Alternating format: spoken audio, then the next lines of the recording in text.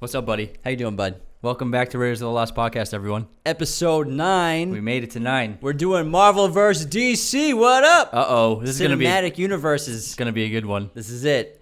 Opening statement. It'd be ignorant to deny the incredible success and monetary grossing superiority of the Marvel Cinematic Universe. That being said, I love some of the DC movies. Some of them I don't like at all. I like a lot of the Marvel movies. There are a few I don't like. But in general, my opinion is Marvel has obviously been more successful. They've mapped out their universe better. They've created better characters. And generally just done a better job with their movies than DC has. It's hard to deny it because of the sustained success that every one of their films has. They crafted the Good Burger secret sauce of making a superhero movie. For real, they really have. There's no such thing as a bad Marvel movie. I mean, you might not like a couple, but they're still not bad like some of the bad DC movies. Yeah, there have been some bad DC movies. Yeah. But We'll get into it. Before we get into everything, I want to go over a brief timeline of the history of Marvel DC movies. And dating back to when Fox was making Marvel movies. Yeah, we're dating back even further than that. So for decades, DC ruled cinema with Superman, the original Superman in 1978, and with the Batman movies. So Batman, the first one was in... No other studios are making comic book movies on any other characters besides those two. Yeah, it was just those two. So Batman, Superman. Superman became the highest grossing comic book superhero movie of all time. And then, yes, Spawn was made in 1997, but it didn't make a ton of money. And Spawn's not DC Marvel; it's Image Comics, so that's completely different. I didn't know that. The first Marvel movie that was made after all the Superman and Batman movies was Blade in 1998. Hell yeah, which was Blade's awesome. Great. I think we were 8 and our brothers showed us Blade. We watched Blade all the time at home. Yeah, those are fucking awesome movies. Those were a big success. The first two, yeah. Not quite the success that Superman and They were Batman making had. $200 million on a small budget. Yeah. So they were making money. And it's also important to note that those last few Batman movies were fucking trash. Yeah. Those were garbage movies. George Batman Clooney Robin, was Batman. Yeah, Batman Returns. Mr. Freeze. Oh my God. Get ready for the fleas. She was terrible. So Blade's 1998. And then Marvel comes back again with X-Men in 2000. Which is great. Instantly became one of the most successful highest grossing comic book movies of all time. But that was a Fox production, though. Yes. However, but still Marvel Entertainment. Yeah. So it wasn't Marvel Studios. So we'll get into that. But still the original Superman reigned supreme for years to come. And Batman was still that close second place. And then, boom, Spider-Man. Oh, man. Tobey Maguire. What was it, 2002? 2002. Yeah. Oh, my God. It shot up like a lightning bolt, dude. That was a huge movie. What did that make? $100 million opening weekend, I think? Something like that. That movie showed the potential for superhero comic book movies in today's cinematic landscape. Yeah. It showed what it could happen because that immediately dethroned Superman. Yeah. Within a month. Because it made like $700 million. I think that was the most successful movie we had seen for over a decade. For a pretty long time. I mean, Titanic. Oh, yeah, forget it, yeah. So Titanic, but then Spider-Man. Yeah. So it wasn't unheard of to see a movie with that success. Again, we're not talking about highest grossing movies all the time. Yeah. Eventually we will be. But it's interesting to talk about because back then, 20 years ago, if you talk about, a superhero movie, a comic book movie, especially Spider-Man, it would have sounded a little crazy, and it wouldn't seem like it would work. I think, then you saw the trailer in theaters, and you're like, "Holy fuck, that looks amazing!" Yeah, and I think it's also because those last couple Batmans were so bad. Yeah, and everyone's kind of afraid to make a Superman movie again because Tim Burton was toying with the Superman idea, and they didn't know what they wanted to do with Nick Cage as Superman. Yeah, thank God that didn't work. I love the documentary; is pretty cool, but I think the effects just weren't caught up to what people wanted to see yet. And I mean, I know they had practical effects and they did the best they could in the 70s and 80s, but I think what they wanted to do they couldn't achieve yet. And they weren't ready. I don't think the audiences were ready for it. Yeah, because what happened was with movies like The Matrix and Titanic, and they used special effects in such groundbreaking ways where they changed the landscape of digital filmmaking. So you couldn't film a superhero movie with people on wires the whole time because it would look unrealistic compared to the movies we were seeing in the late 90s. So you needed to be able to have incredible CGI and realistic CGI to pull it off. Yeah. And that's when Spider-Man really came out.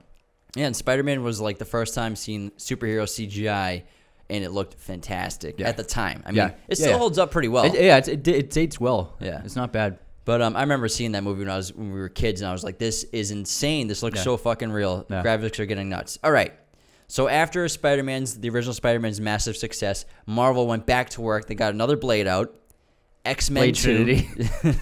Not yet. Oh. X-Men 2. Hulk. The bad Hulk. A lot of the Hulks are bad, honestly. Then Ben Affleck's crappy Daredevil. Oh, my God. Which is terrible. Fantastic Four. Oh, man. Then Spider-Man 2 comes out. Yeah. And then in there, Batman Begins franchise. So DC reboots Batman. Batman Begins, which is not as massively successful initially as Spider-Man. Yeah, Batman Begins made $350 million. Yeah, so it's still very successful, Yeah. but compared to Spider-Man 1. Those are like born franchise numbers. Yeah. So Batman Begins became like one of the top 10 highest grossing comic book movies of all time, but like still Spider-Man and Superman are up there.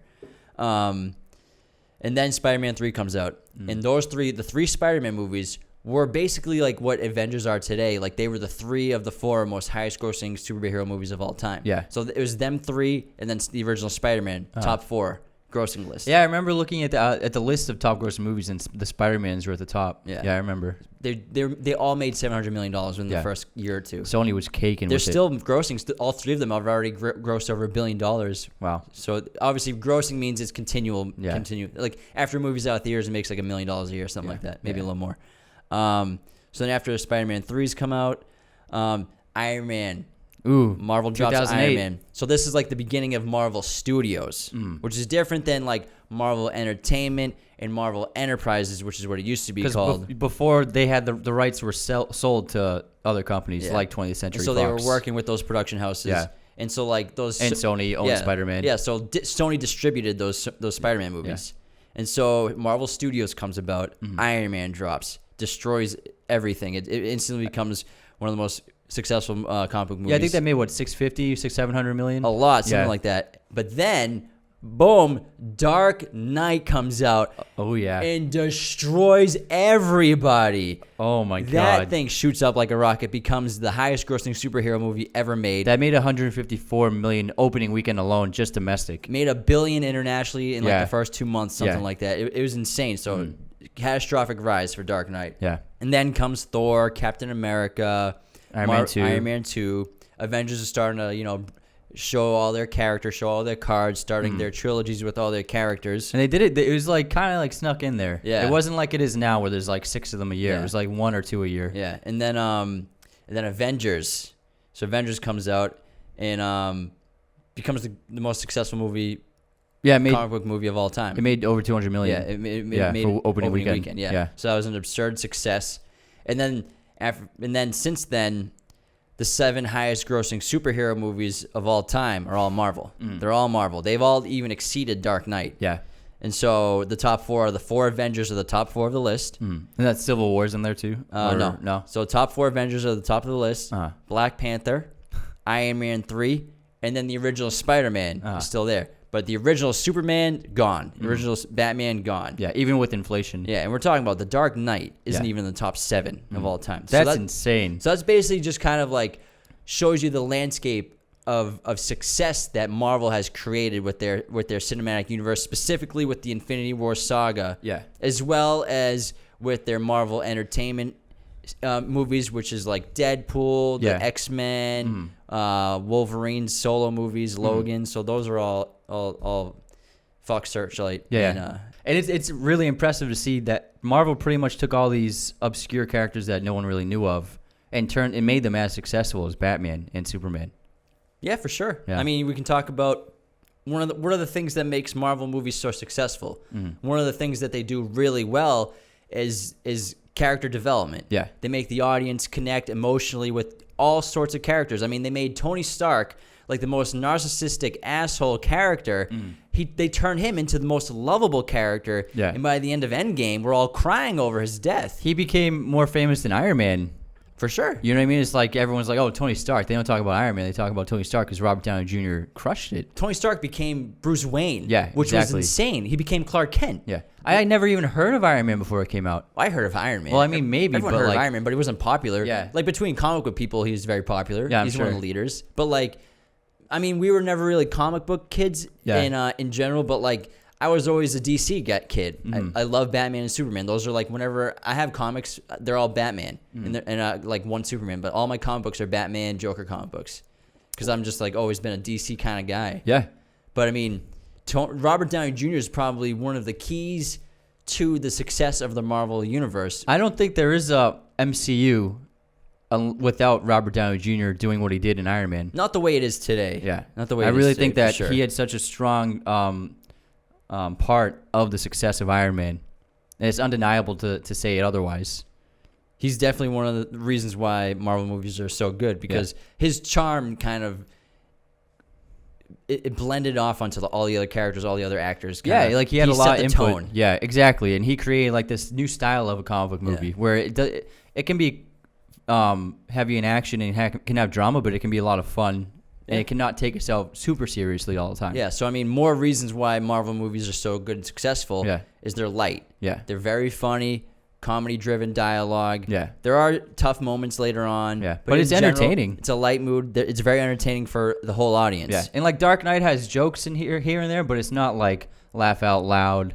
It's not like characters are just cracking you up every time they're on screen. I mean, every time I watch Thor Ragnarok, that movie's a comedy. It's so funny. You can't convince me Thor Ragnarok is not a comedy. It's great. Hilarious fucking movie. They opened that movie up with Thor just busting one-liners the whole time. It's great. So light tones, humor, wide audience, family-friendly films is a major reason to their success. They found a way to capitalize on every demographic, I feel like. Yeah. But that's something that, they're owned by Disney. Yeah. So that's what Disney wants. Well, they weren't always owned by Disney. No, but so we'll get into into the that first several films, they were just Marvel. Yeah, so in 2019, Marvel acquired, or Disney acquired Fox. And then I think in 2017, was it they acquired Marvel? They got Marvel, in 2017. So they got Marvel first, and then they acquired Fox last year. So they own all the superheroes. Yeah. So Disney owns everything. Yeah, so Disney purchased 20th Century Fox for $71.3 billion. Yeah. Which means, among other things, that Marvel will now own the rights to the characters of the X-Men, which they didn't previously own, as well as the Fantastic Four series. And the reason why Marvel didn't own all these franchises anymore is they sold the rights to a lot of these characters to avoid bankruptcy in the 1990s. So that's why they lost the rights to so many characters. Yeah. 20th Century Fox, before the merger, they had the rights to like the X-Men characters, Logan, like as I said before, Deadpool. And it's interesting because Sony has owned Spider-Man, but the fan love for Marvel versus the Sony films, it convinced Sony to partner up with Marvel to produce the new Spider-Man movies together. That's how fervent and how loyal this fan base is to Marvel. They're like, no, Sony, don't make Spider-Man. Even though you own the rights, we want you to go with Marvel because they're going to do a better job. Yeah. Because Sony fucked it up with Andrew Garfield. Yeah. However, Marvel Entertainment side, they'd still make very successful movies. Like the X-Men are very successful, except for Dark Phoenix was $250 at the box office, but it was probably $300 budget total. Well, I mean, after Apocalypse, I just gave up on the X-Men. Yeah, I don't know why they made that, but I know why. We'll talk about that in a second, why they keep making X-Men movies. But Logan made $630 million. Yeah, it was rated R. Yeah, $100 million budget. Yeah. So they're still turning out very successful movies. Deadpool crushes. On the Marvel Entertainment side. Yeah. So that's just a separate entity. Same universe, obviously, kind of. They sometimes interact with each other. Yeah, they here have and there. little gags. But in general, what I think with Marvel being bought by Disney, and then buying 20th Century Fox to get the rights, I think it's kind of clear that their long-term goal now is to have an Avengers versus X-Men. That would be cool. Which they did in the comics. Really? So they did a comic version of that. Obviously, it'll probably take at least another decade before they get there. Yeah, they establish it. It took a decade to get to Thanos. Yeah. And obviously, that story's kind of done. And I mean, they're gonna probably have to start recasting people. I mean, is Fassbender gonna want to be Magneto for another 15 years? Is fucking McAvoy gonna want to be Professor X for another 15 years? They're gonna be playing the role so long they'll be as old as Patrick Stewart and Ian McKellen when they started. For real. They'll be dead by the time they get to McAvoy this. will be really using a wheelchair. Hey, Fassy, back at it. Fassbender's nose will grow as big as Ian McKellen's too by then. So, like, obviously, I think that's their long-term goal. But obviously, they have to reestablish their grip in the universe with all these characters. Are they going to again recast people? Yeah. Well, how are they going to get there? It's one casting bit that you can't help but talk about is, I mean, it's not going to happen anytime soon, but would they recast Iron Man? Because that feels like they'll have to recast Iron Man eventually. Dude, Iron Man's going to be the new Batman, Superman. Yeah. Every fucking 3 years. So someone's going to be the new Iron Man eventually. It's going to happen. Yeah. They can't not with how successful But it I is. feel it would be so strange to see someone else playing Iron Man. They'd probably just have to go to like a younger version of him or something unique. Yeah. I mean, they can't do the origin story again, maybe. Who knows? Yeah. They probably will somehow. But I think they just kind of have to. The thing with Marvel is they were so successful and they made so much money and they did such a good job with all these stories and movies but although at the same time, they've sort of shot their shot in terms of the movie universe. Yeah. Obviously now they're branching out to TV shows. All their movie guys are having TV shows now. But then that also shows me that they're going to reboot somehow. Yeah. So what's their next step? Yeah, what's the Phase 4, I think?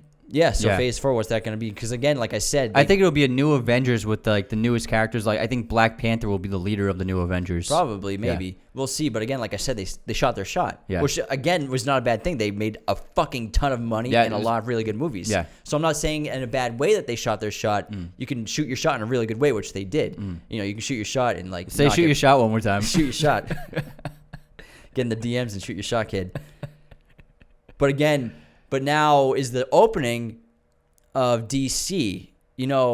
Obviously DC's been slacking from behind Marvel. They've had some good movies, some really bad ones, and a lot of people hate on their movies. Yeah. But is now the opportunity for DC to finally get their shit together, because like I said, Marvel needs time to get this new universe going, this new phase going, and now is the opportunity for DC to push all these unique superheroes that no one's ever heard of, like also Marvel did. People really loved Wonder Woman, and people really loved Aquaman. Aquaman made $1 billion. Aquaman is very successful. Yeah, so it's not like people aren't turning out anymore. I think it's they didn't like Batman vs Superman. They didn't like Justice League. Oh, they're still averaging $230 million a year. Yeah, at least. I mean, a box office. They're still very successful movies. Yeah, for sure. Yeah, it would be good to start right now with talking about what DC has done wrong.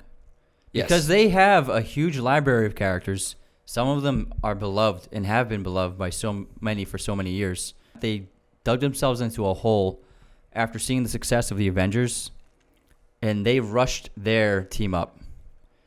So they started with Man of Steel, which I think is an underrated movie we can talk about later. Man of Steel. I love it. We can talk about it in a little bit. And rather than going with the solo Batman movie with Ben Affleck, and rather than going with the solo Wonder Woman movie, which was great, and Aquaman, they went right to the team up. And in Batman vs Superman and Justice League, when they're bringing together this group, it felt so forced and lazily written, and just like it wasn't interesting. And it was just like, come on, really? It's the Justice League already? Some of the actors aren't even household names. Yeah, exactly. Yeah. Like, you need to establish Cyborg to the mainstream audience before they want to turn out for one of his movies. And Flash. Yeah. The Flash is a beloved character to so many fans, and then like they just threw him in too. Yeah, I wanted to see a Flash movie.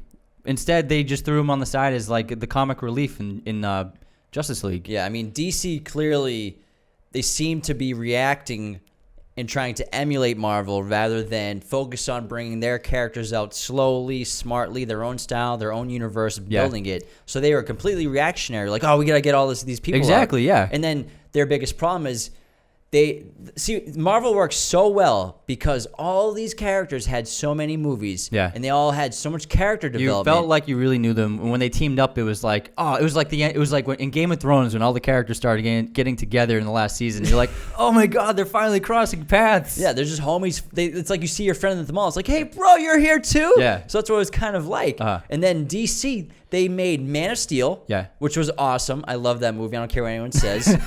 And then Wonder Woman had a solo movie. Batman didn't get a solo movie? How do you not make a Batman solo movie? I know the temptation to make Man of Steel, like Batman versus Superman, is there, but like you gotta establish probably the most important character in the DC universe because of what happened with Batman Begins franchise. Absolutely.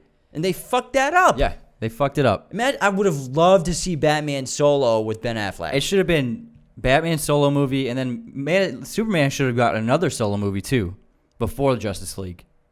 I know. Well, the thing with them is they're like, oh, we're going to have a 5-movie franchise for Superman, Man of Steel. They got one out by himself. It could have been a great trilogy. How do you It fuck could have been that fantastic. up? And you had the perfect Superman. They did. They had Cavill, I think, was Let's just go into Man of Steel. Man of Steel. Fucking love that movie, dude. I wept. I cried in Man of Steel. Oh, me too, multiple man. times. Yeah, absolutely. Because I love Superman so much, and I had been dying for like a modern take on Superman because they did it with Superman with Brandon Routh. Yeah, Bryan Singer, but I didn't like that much. Yeah. He seemed kind of like a bitch. I don't think he can emote at all. He was a great Clark Kent.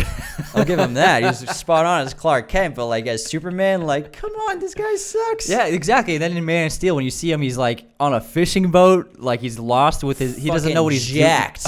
He's got a shirt off, running through the rain. His hairy chest, bro. It's like Henry Cavill brought the hairy chest back, and I'm so happy about it. He was so jacked that people thought it was CGI. I know. That's how fucking huge this guy got. But he also brought like a real humanization to the character. Mm-hmm. You felt like he was a real person who was struggling with his identity of who he was, and it was really this great storyline of he's torn between being this alien from this other planet and then being who his parents raised him to be, like just a person on Earth. Yeah. You know what I mean? And there's this great conflict inside of him where he doesn't know what he wants to do. He's lost. Yeah, Zack Snyder did a great job with that alien vibe. Like, yeah. Because usually... It felt like a sci-fi movie. Yeah, when usually people, when they think of Superman, they don't think of an alien. They think of just like a really strong human. They know he's not from Earth, but they don't connect him with aliens. Yeah. But then the opening of the movie is in a different fucking planet, which is great. And then when they turn the main conflict of the movie into pretty much an alien invasion, it's like, oh, cool. I've never seen this kind of style done with Superman before. Yeah. I mean, there are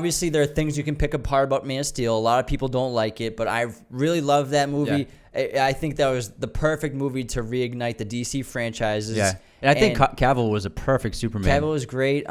Michael Shannon was great as Zod. Amy Adams was great, Lois Lane. Hans Zimmer killed it with the score. Oh my god, that score! That theme, those trailers. Remember those trailers? Oh my! I used to watch those trailers just like over and over again, dude. So good. But I understand the two main problems with that movie that people have is obviously the mass destruction that happens in the climactic fight with Zod, and it is if you watch it again, it is pretty graphic. It's insane how much destruction there is. Yeah. So you can understand they maybe overlooked the impact that could have on the audience. And then also when Superman snaps Zod's neck, which I think was a really cool thing that would happen. Because the thing with Superman is everyone's like, oh, he's the Boy Scout. Like, he's not that cool of a character. And then what do you have him do? You have him kill the villain and snap his neck. Like, if that's something that, like, oh, they're trying to do something different here. Yeah. You know what I mean? They're trying to change our perception of the character. I think they did a good job with that tone and that like kind of realism that they did with that Chris Nolan brought with Dark Knight trilogy. Yeah. But then they kind of lost that with like Batman versus Superman, and then with it wasn't like Superman that wasn't that important in the movie. Like, Batman versus Superman. How is Superman like not always just like the major part of the movie? Yeah. It doesn't make any sense to me. I me. understand. He's barely in. Like I feel like Batman. It's a Batman movie, pretty much. It's a Batman movie hiding into a duo movie, which is kind of not fair to Superman or Batman. Superman didn't have much to do at all in that movie. It was all Batman figuring. Like it was his backstory. I don't know why they did the fucking origin again. Like how many times have we seen that? There's no need for it. You're already established Batman. Why even do the backstory again? And then if the whole movie was Batman's storyline, and then sprinkled in Superman here and there. And sprinkle in Wonder Woman. Yeah. I mean, Wonder Woman's great though. Yeah. I really like Wonder Woman. She's cool. Mean, I don't say that I hate Batman versus Superman. There are a lot of parts to it that I like. Like I really like Ben Affleck as Batman. I thought he killed it. Yeah, when he first came out as Bruce Wayne, it was obviously surprising in the news and media. People were freaking out, but he really did a much better job than I expected him to do. He pulled it off. His first fight was sick. Oh yeah, in that warehouse. How do they only have one of those, dude? How do you not make a movie of him doing that the whole time? Oh my god, that was like the best fight scene I've ever seen. He's just crushing people's skulls with his fist. Fucked people up. Oh my god. And hiding in the corner with in the shadows. Yeah. And then he beat the fuck out of those dudes. Oh my god. The violence was ruthless. And then you could see they made him you could see how powerful this guy is, and he's just a human. Yeah. He has no superpowers, but he's just got so much brute strength. Yeah. So, but again, another mistake, another pro that Marvel's done is, DC brought Ben Affleck and they had Henry Cavill, Gal Gadot, but really Ben was only the real household name so far. Yeah. I mean, people kind of knew who Cavill was. He's still kind of obscure a little bit. Gal Gadot wasn't really that famous, Yeah. but Marvel brings the star power, bro. Oh yeah. I mean, Downey, Iron Man revived his career, but still, he was a very famous guy. Yeah. He's an Oscar nom. Mm-hmm. He should have won for Chaplin. Should have won for Chaplin. I don't know how he didn't win. It was 1990 or 1991. Yeah. They have freaking Terrence Howard was popular at the time. He was popular. No, I mean 2008. Yeah, no, I mean he's not. Oh yeah, when he got cut. He didn't make he got cut off varsity. Chris Evans was pretty popular. Yeah. He already was a superhero in Fantastic Four. Chris Hemsworth was pretty well known. Mark Ruffalo is well known. Jeremy Renner was just in the Hurt Locker, so he was well known. Marvel is if you've been nominated for an Oscar, you're gonna be in a Marvel movie. They want you. It's kind of like Harry Potter, for all these great British actors, Yeah. oh, you get your wand, or oh, you get your superpower. It's the same thing. That's the thing is Marvel. I think their greatest strength is their casting because they cast each role perfectly, and they go for quality, high class actors. Yeah. How many people besides film geeks and kind of just fans of this guy can tell us who the Flash is? Ezra Miller? Yeah, I know who he is because I love movies. But Perks of Being a Wallflower didn't make $200 million. Ask our roommates. I guarantee they have no idea who Ezra Miller is. Guarantee. I don't even know Cyborg's name. I forgot it. Yeah, I forgot his name. Sorry, bro. They had a Cyborg movie in pre-production. I don't remember his name, man. That's how do you make a movie where two of the lead characters in the movie for a giant superhero smash up? Yeah. You don't even know who they are. Unbelievable. Because I mean, that's where if you're not going to do solo movies before the team up, at least hire A-list actors because obviously you can afford it. You're Warner Brothers. Chris Pratt was not very famous before Star-Lord, but now people will go see a Chris Pratt movie, but they won't go see an Ezra Miller movie. Yeah. But Chris Pratt draws an audience because we learned about him. We saw him as Star-Lord and we fell in love with him. And then they didn't need star power for Guardians because Marvel had already established itself as, a Marvel movie's coming out, it's going to make a lot of money. Because people love it, they're going to do a good job, and you're going to enjoy it when you go. But also character development. They took these characters who no one's ever heard of. Obviously, comic book geeks know who they are. Yeah.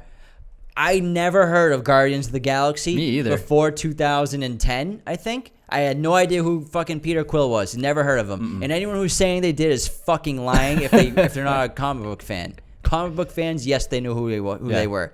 No one knew who they were. Mm. And then Marvel turned it into this fucking mega money machine that audiences loved. Guardians 1 is great. It's fucking awesome. Yeah, that became a sensation. And so how come Marvel can do that but DC can't figure it out? It's because the quality of the content. Yeah, and character development. Yeah. And so I think that was the biggest crux for DC was their focus on just making that big Avengers payday.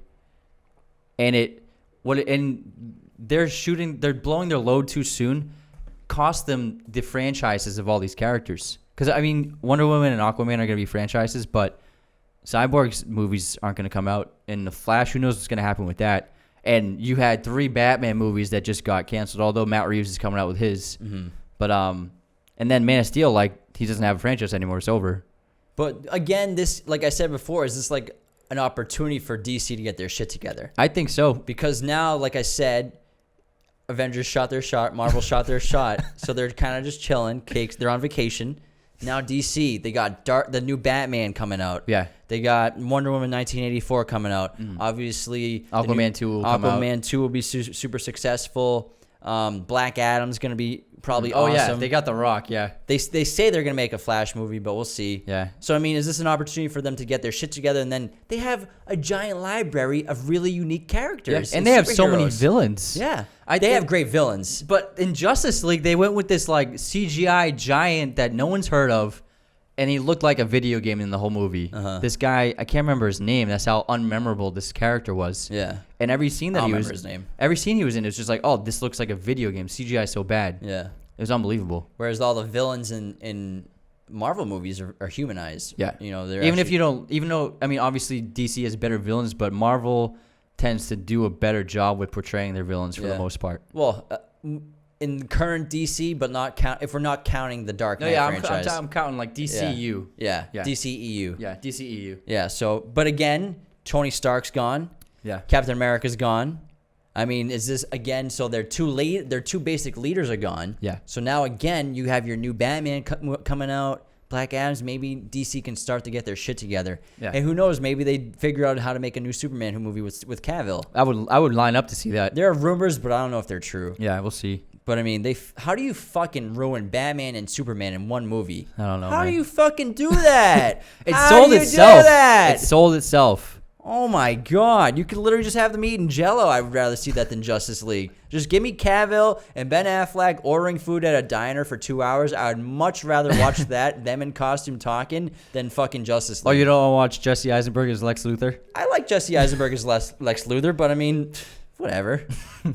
Whatever, man. But another thing that Marvel did so well, besides great character development, the humor, the lightness, is they're so good at teasing their audience, teasing their fans. I mean, Thanos, they teased that guy for a decade. They were just...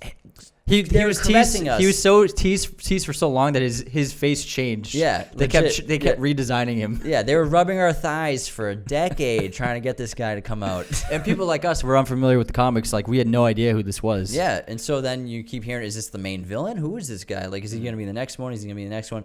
So teasing Thanos for so long really quenched that thirst we had for who this fucking guy is. Yeah. And also the obsession with after credits movie scenes. Yeah. Which, like, Marvel just created this, like, need for that at the theaters. Even at regular movies, people are like, oh, is there going to be a credit scene at the end? You'll go see a Brad Pitt movie, like a drama, and people will be like, the credits will roll. Be like, is there an after scenes credit? Should we stay? I'll Google it right now on my phone. Hold on. There's no after scenes. Black Klansman is like, oh, is there going to be a post-credit scene? Like, people would rather see the post-credit scene than the fucking movie. It's insane. Yeah. And they're always a letdown. Like, no one ever knows what the fucking means. Yeah. And then it's funny in the theater. Everyone's like, oh, no, don't forget about the post-credit scene. And then you see a few people get up and like, oh, yeah. And they sit back down.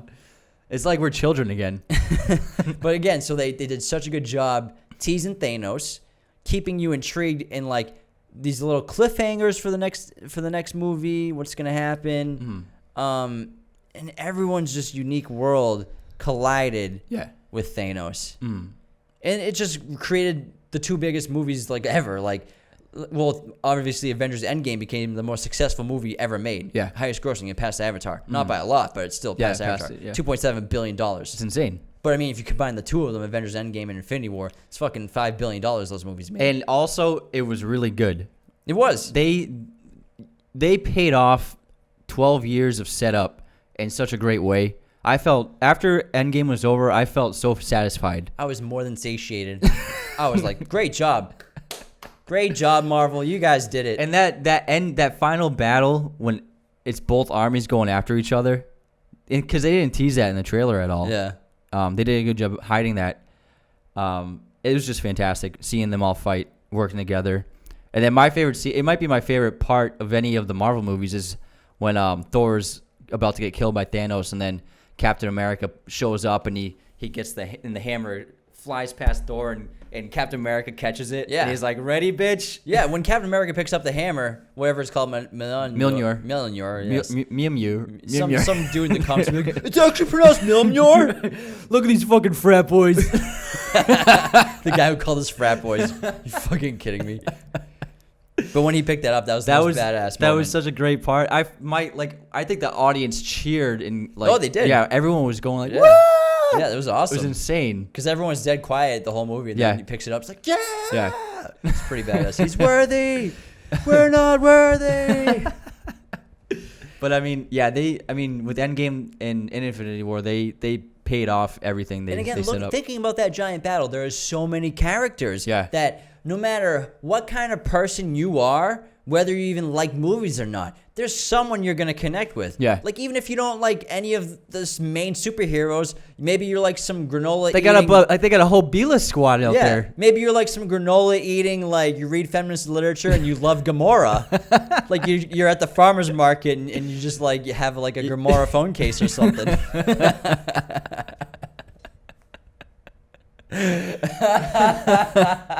Someone's gonna get pissed. Uh-oh. I'm making a clip of that. But hey, that feminist loves Gamora. Yeah. And she probably wouldn't have liked any other characters. Yeah. And then and they did a great job with Downey's ending with Iron Man sacrificing himself. Having him come to a close was needed. And then with Captain America returning to his old time. Yeah. And going back to his love. And then Thor's obviously going to get another movie, which is going to be cool with Christian Bale. Yes, however, Thor is now gonna be Natalie Portman. Jinx. That's the rumor. Well, I think it's confirmed. Yeah, they were at Comic-Con. So she held a hammer at Comic-Con. I think it's confirmed. Well, you know how these things are. You know how these things are. Well, that's why she didn't do the third one because she had such a reduced role in Thor: The Dark World. Yeah. So Jane Foster. Yeah. So that's what happens in the comic books. So Jane Foster becomes Mighty Thor. Do you think they'll keep Fat Thor? Keep Fat Thor? No, bro. Fat Thor was funny at first, but then like I got sick of Fat Thor. You just want to see handsome Hemsworth. Yeah, I want to see his abs. Like, what's the point of having Hemsworth in a movie? I want if to we see don't those see him biceps. naked, half naked. I'm not gay. He's a very good looking man. But like they gotta sell tickets, man. Fat Thor was hilarious. Yeah, it was great. But like I was expecting them to do like some ridiculous like Thor super god training montage. And he just loses all his weight, which I would have been happy I thought he was with. gonna like just bring lightning down on himself and he'd be back in shape. But like he's a god, he doesn't need to work out. The Big Lebowski vibe got old after a while. Not gonna lie, I got a little sick of it. But dude, the first 5 minutes of it, I was cracking up. when they show up at his house, it's hysterical. It's so fucking funny. And then Hulk was I think Hulk was the comedic highlight of that movie of Endgame. Yeah, Hulk's pretty when funny. When they blended Bruce Banner and Hulk together. Yeah. And the kids show up when he's eating pancakes. And Ant-Man asks if they want a photo. Yeah, too. they're like, no thanks. Like, you want a photo with him? No, yeah, no. Yeah. He's like, hey, stay green. But just to quickly go back to the future of DC and the promise that can happen is Suicide Squad, the first one was not that great. It was a mess. I think they fucked that movie up big time. Yeah. However, Suicide Squad 2 is being directed by James Gunn, who is responsible for the massive success of Guardians of the Galaxy. So that's a bright light in the How DC much money universe. did DC offer him? How much money did they offer him? Probably a lot to make him switch sides. Not that like it's like not, sides, because obviously like, Joss Whedon came in to fill in and for Zack Snyder. And I'm sure James Gunn is a big fan of those characters. Yeah, I'm sure he's gonna love the opportunity. It's like J.J. Abrams making Star Wars after Star Trek. It's like not that big. It's like, come on. It's awesome. Yeah. It's gonna be a great fucking experience. It's not like Red Sox versus Yankees over here for the directors and the filmmakers themselves. So I think, there's gonna be promise with Suicide Squad 2. And then, I mean, Harley Quinn, that was a unique take, and that seemed like a fun movie. Yeah. Or The Emancipation. Birds of Prey. Yeah, Birds of Prey, whatever they want to call it. That movie had like 3 titles, and they should have just called it Harley Quinn. Yeah. Just call it Harley Quinn. Quinn. Yeah.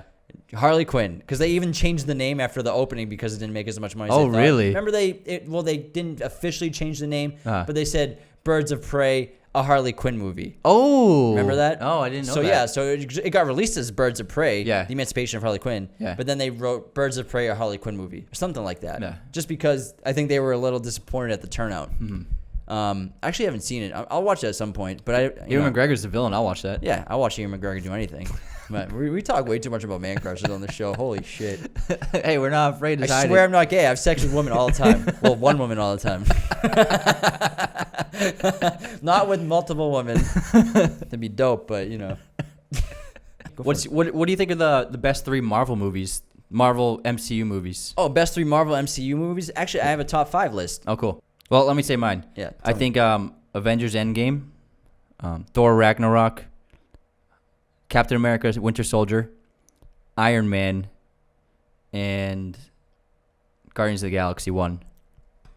It's actually a really good list. I think those are the best Marvel movies. And I lied. My list is top 5 comic book movies since 2001, so my list isn't like It's that. going to be a little different. But I'm sure my list would be something like that. Yeah. This is my best comic book movies since 2000 list. Okay.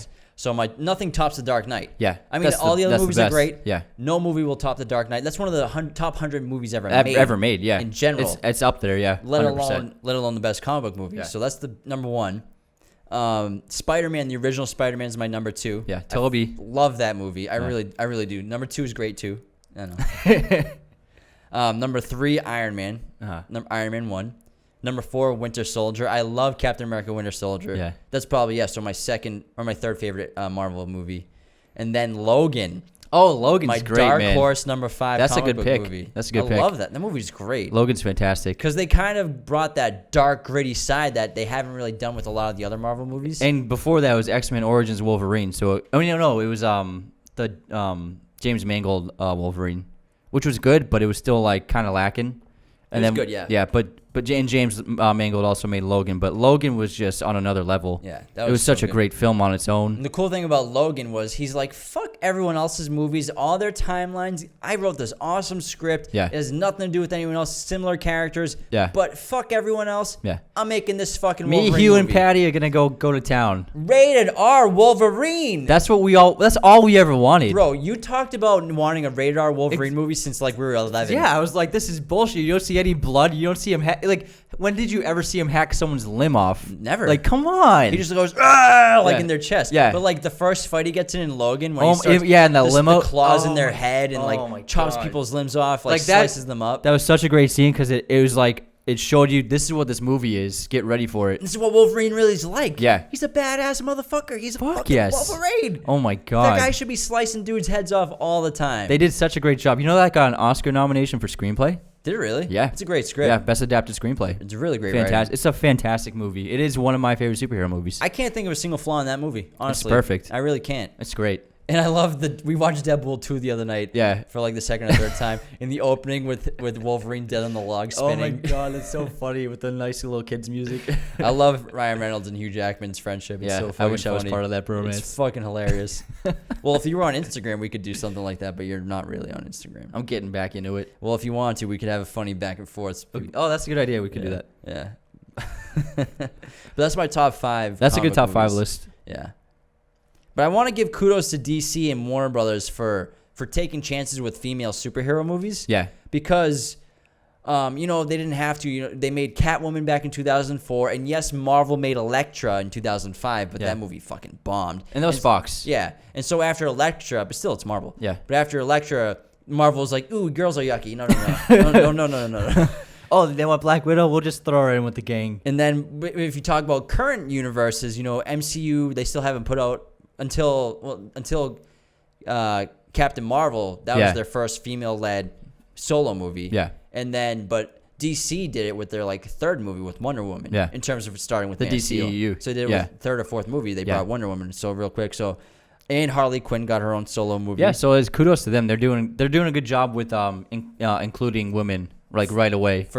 Immediately in their timeline. Yeah. For sure. And even like one of the villains in Man of Steel was a woman. Yeah, she was awesome. I think I already know the answer to this, but who's your favorite Spider-Man? Tobey. Tobey Maguire takes it. Yeah. Yeah. But Andrew Garfield did a good job. Yeah, Andrew Garfield did a good job, and Tom Holland's great. Tom Holland's good. He's good. I didn't like the last Spider-Man though. I watched the one where they're in Italy. Yeah, with Jake Gyllenhaal. Didn't like it. Yeah, I wasn't a big fan of it either. I think it might be my least favorite Marvel movie. I think I was just disappointed by the villain. Yeah. And I think they kind of went back to that Mandalorian thing where it's like, oh, it's all a trick. Because the trailers made it seem as though Gyllenhaal was a mystical character from a different dimension. And it seemed pretty exciting. Oh, this is cool. But then they went back to that. The same thing they did with Mandalorian where it was all a facade. Yeah. Yeah. It was good. But I would just say, the Tom Holland movies are good, but it still feels like there's such a heavy influence of Iron Man in it. Yeah. Especially with Jon Favreau in it and all the technology and gadgets and gear. It just like, it doesn't have the same just Spider-Man quality that the Tobey Maguire ones did. You know what I mean? Yeah, I think the reason why you might feel like that is because the music in the original Spider-Man is phenomenal. Danny Elfman. And that's something that DC's done pretty good job of. You're right. The music has been great. So the music's generally been really good, and they have unique scores. Yeah. And then they have their own themes. But like, for example, think of Iron Man's music. What's his theme? It's AC/DC. Yeah. You know, think of Captain America. It's just like military brass. Yeah. And then think of Thor. I couldn't even picture what Thor's music sounds like at all. I literally can't. Think of the Avengers as it's just a safe sound. Yeah, so that's what happened was all of their themes is like, oh, it's the Avengers themes, like dun dun dun dun dun dun dun, which is good, but it's not like each of them have like their unique, memorable themes. Yeah. Which Like, are important to characters. Think of Wonder Woman. Yeah, with the electric guitar. It's sick. Yeah. Oh, Hans crushed it, man. Yeah, you can think of that immediately. You can think of Man of Steel immediately. Yeah. You can even think of Batman. Dun, dun, dun, dun, dun. Yeah. But generally, Marvel kind of has like a blueprint for their music and their score, and like they kind of and they have the same guys do all of them. Yeah, I think it's like a safe. It's like Brian Tyler, Harry Gregson Williams. They do a lot of them. It's very safe. It's kind of bland. It's effective, but also forgettable. Yeah. Except Winter Soldier, Henry Jackman did. Yeah, it was and sick. that one is like actually their first like really unique score in my opinion. Yeah. And I think that's something about the Marvel movies that they probably don't really care too much about. And it's kind of like in that vein of like they know how to make the perfect entertainment movie. I think what Marvel does is they've kept the music in each of the movies similar in vibe, in style, so that it's like a connective tissue for all the team up movies. Yeah. Because the scores for the Avengers movies sound like the scores from all the other movies. None of them are too different from each other, except for maybe the Tyler Bates scores in Guardians. But I think that gets a pass because it's like super sci-fi, so they can go more electronic with it. But also Guardians is heavy on playlists in terms of real songs. Yeah, that's true. Yeah. But yeah, that's a good point. The music is, I think, better in DC. Yeah. Black Panther, though, great score, really unique, and like you can immediately think of Black Panther's theme. Exactly. You know, it was so good. He won the Oscar. Who is your favorite Marvel MCU hero? My favorite hero? Yeah. It's probably Iron Man at first, but I think it's shifted to Captain America. Yeah. Because I think Iron Man was so cool when he came out, and like Downey was awesome, and he kind of ignited the flame for the whole series and the whole cinematic universe. But then Captain America was cool, but like he wasn't that cool in the first Avenger. And like, but then Winter Soldier made Captain America really cool in my eyes, and I thought he was a total badass now. And I think since Winter Soldier, Captain America became my favorite Marvel character and hero. And he just got better and better, I think. I think they did a great job with making him more relatable to the audience. Yeah. Because he's like this old man, which is his character. Yeah. You know, he's this old man who's in He's the a wrong dated time. person, yeah. But then, like, he became really cool and a lot more fun. Like, they had more fun with him, especially in the Avengers Infinity War. Like, when he fights himself, and he's like, yeah, that's America's ass. Yeah, that's America's ass. Yeah, like, that's hilarious. Like, he wouldn't have really said that in First Avenger or anything like that. Yeah. So he, like... He's adapting to modern times. Like, they loosened him up big time. Yeah. And his wardrobe got better and better. Yeah.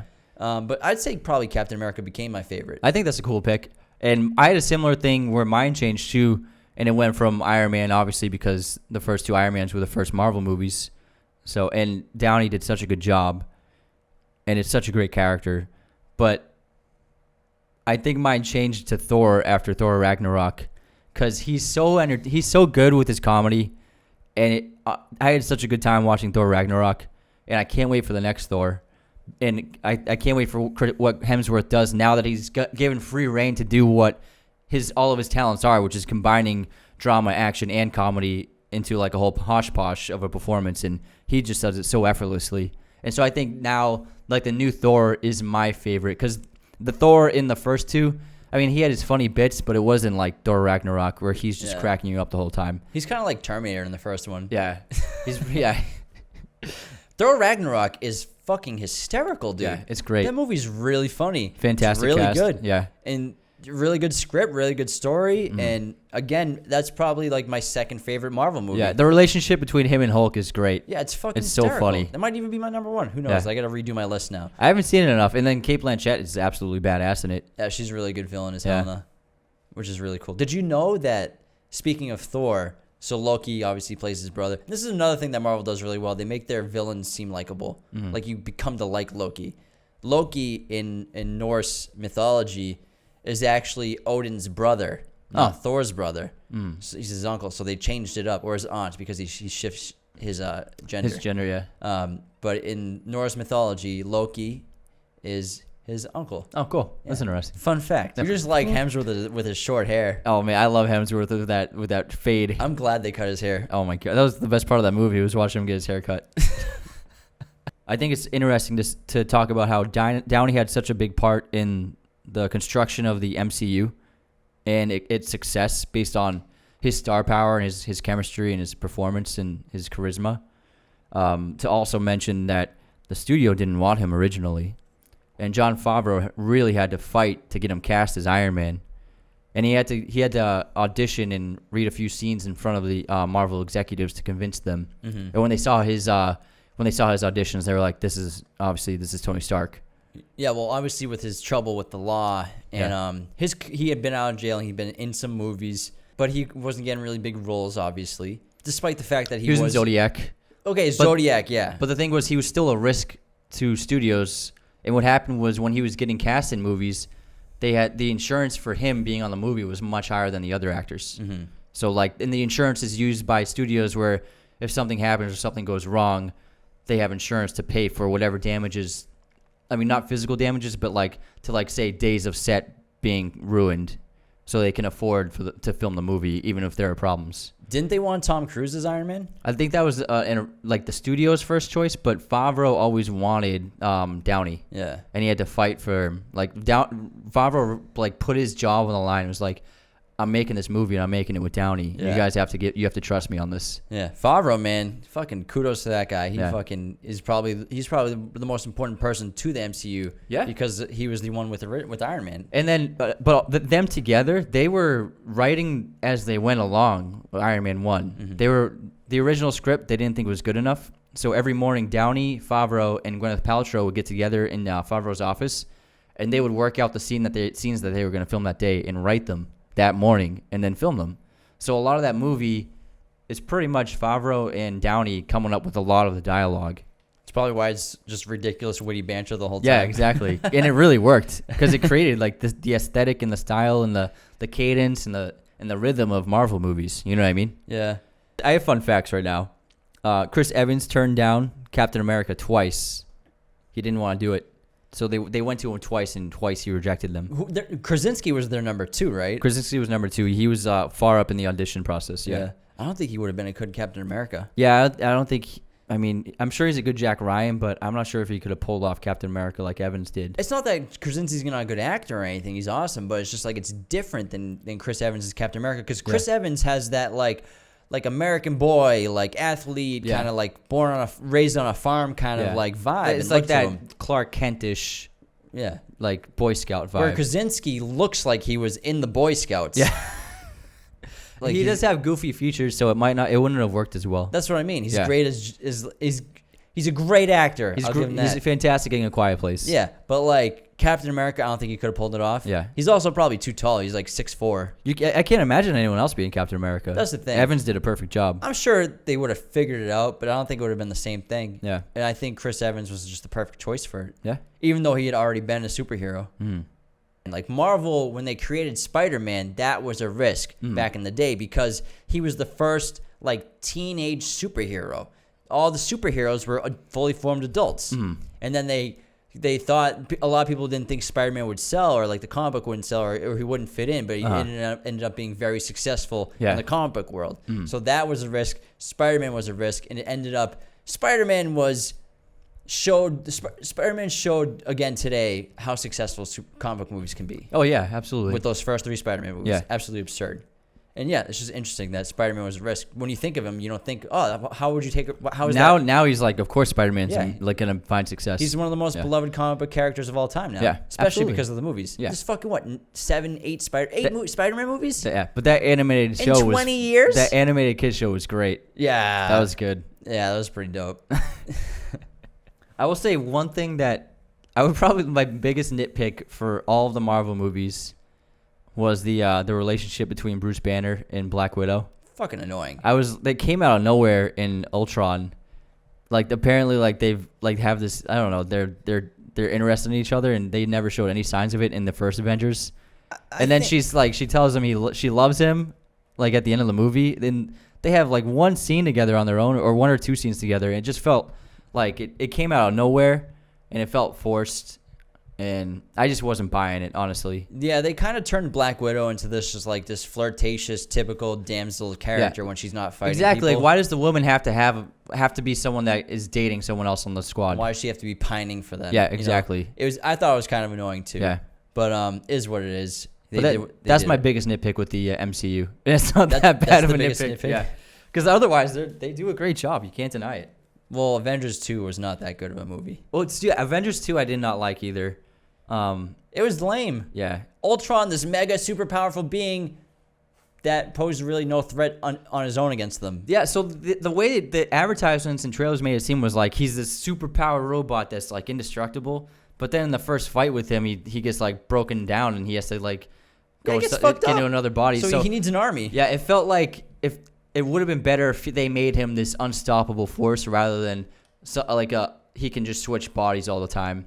And I know that he tried to get a indestructible body and that ended up becoming Vision.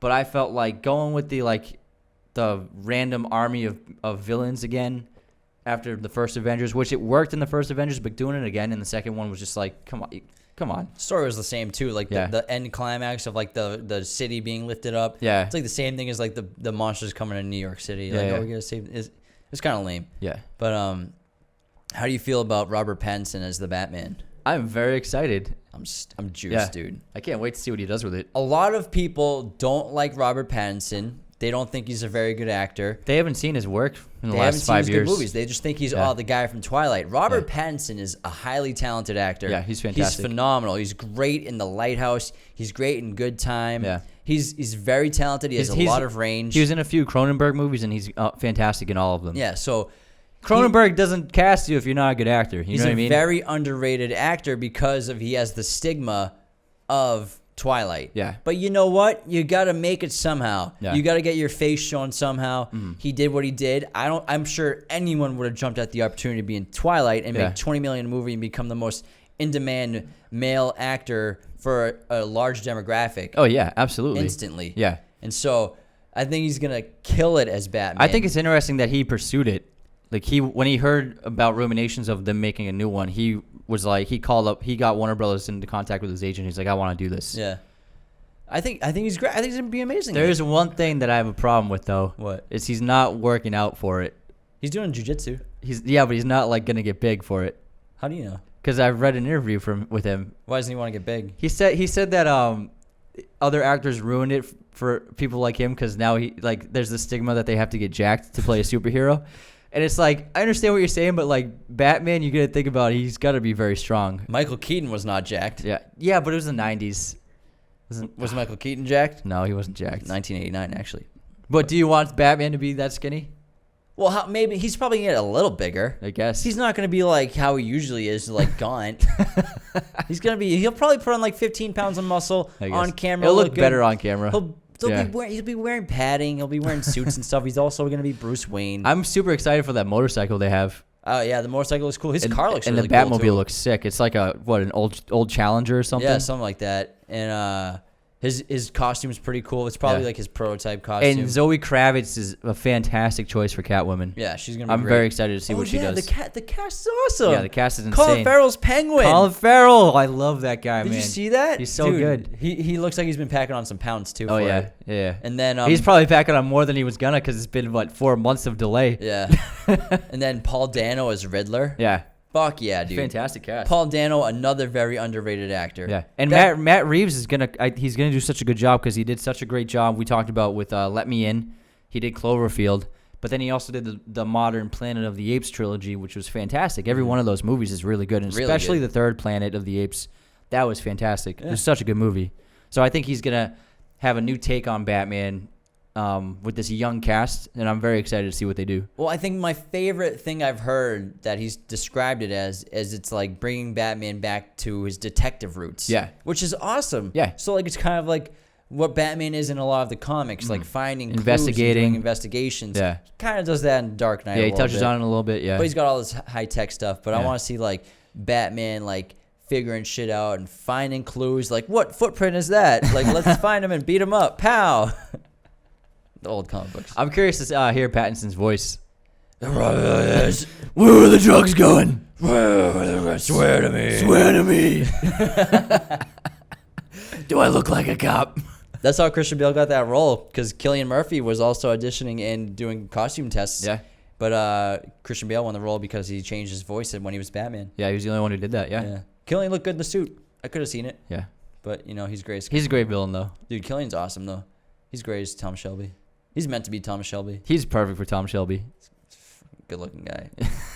Third time this Here episode. we go with the man crushes. Third time this episode. He's a very good-looking guy. He's a striking featured man. He has He's striking got very features. blue eyes, and he's got, like, that those high cheekbones. Yeah. Good hair, too. You're getting excited. Can you see it? All right. This is usually the time when we're talking about other things that aren't So related. it's That was winding down. Time to shut I'll it cut down. that out. But so I think ultimately we both agree that in the scheme of things, Marvel, the MCU has done a much better job than DCEU has. Undeniable. Yeah. Again, I adore Man of Steel. I really like Wonder Woman a lot. Aquaman's cool. They fucked up Batman. They fucked up They ruined Justice League. Superman. They fucked up Justice League. So Yeah. they just took a giant shit on themselves. Yeah.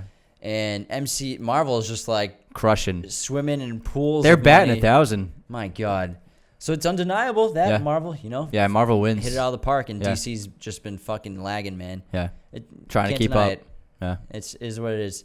But hey, I've grown appreciation for these characters that I never knew before.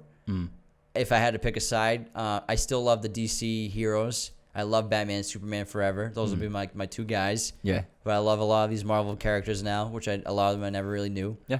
So I mean, I don't see that I have to pick a side, but I like a lot. I like them all. They're all great. They're all good stuff. That was like a politician answer. Hey, No, I'm you know kidding. what? I'm I'm kidding. not I'm red or kidding. blue player. I'm in the middle.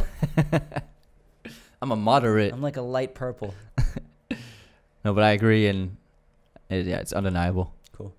All right. Thanks for tuning in, everybody. Hope That's you it enjoyed. on episode 9 of Raiders of Lost podcast. Subscribe if you're new. Follow the podcast on Spotify, iTunes, Google Podcasts. Hit us up on our TikTok or our Instagram at Raiders of the Lost podcast. Shoot us those comments. Leo, it's been a pleasure. Always. I'll see you tomorrow night when we film the next episode. Hell yeah. All right. Later. Bye.